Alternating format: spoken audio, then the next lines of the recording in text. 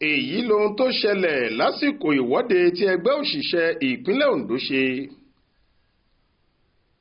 ọ̀gọ̀rọ̀ àwọn èèyàn ni wọ́n jáde nílùú Àkúrẹ́ tí í ṣe olú ìlú ìpínlẹ̀ Ondo láti kópa nínú ìfẹ̀hónúhàn ẹgbẹ́ àwọn òṣìṣẹ́ èyí tó bẹ̀rẹ̀ láàárọ̀ ọjọ́ ìṣẹ́gun túsídẹ̀ẹ́ ọjọ́ 27 oṣù kejì ọdún 2024 yìí.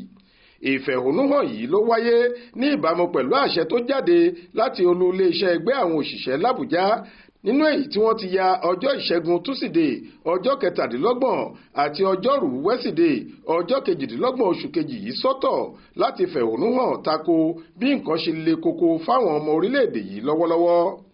àwọn òṣìṣẹ́ ọ̀hún ni wọ́n kọ́kọ́ péjọ sí olú ilé ẹgbẹ́ wọn tó wà ní Alágbàká ní nǹkan bíi aago 10 òwúrọ̀. láti ibẹ̀ ni wọ́n ti tò lọ́wọ̀ọ̀wọ́ lọ sí ọ́fíìsì gómìnà tí kò fi bẹ́ẹ̀ jìnnà sí ibi tí wọ́n ti gbéra.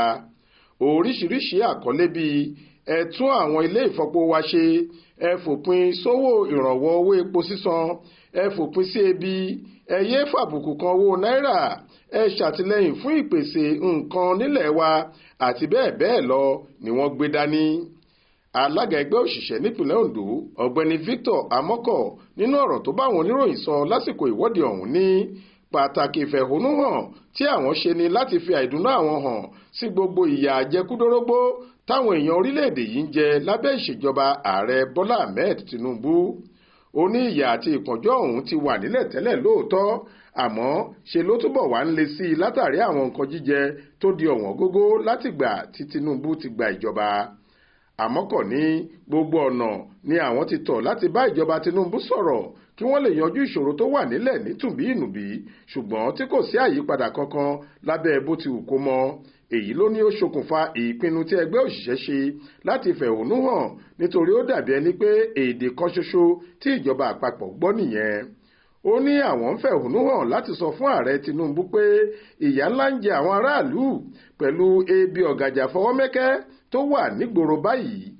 ó ní ìjọba àpapọ̀ gbọ́dọ̀ kọ àbá tí báǹkì àgbáyé fún wọn kí wọ́n sì jẹ́ káwọn mẹ̀kúnnù rí mú mí nípa dídín owó iléèwé kù àti ṣíṣe àtúnṣe àwọn ilé ìfọpo tiwantiwa.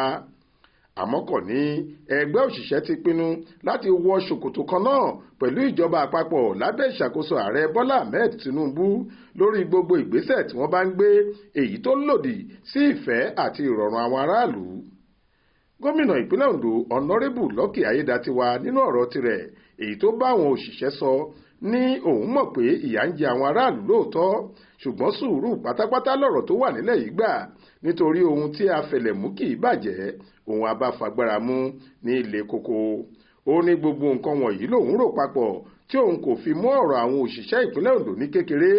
èyí náà ló sì ṣokùnfà bí òun ṣe wá gbogbo ọ̀nà láti san àwọn owó oṣù tí wọ́n jẹ wọ́n sẹ́yìn gẹ́gẹ́ bó ṣe wí. Olúṣẹ̀yẹ Ìyádé ló ṣàkójọ ìròyìn yìí fún iléeṣẹ́ tẹlifíṣàn Aláròyé online. Faith Adébọ́lá ló kà á sétí ìgbọ́ yín.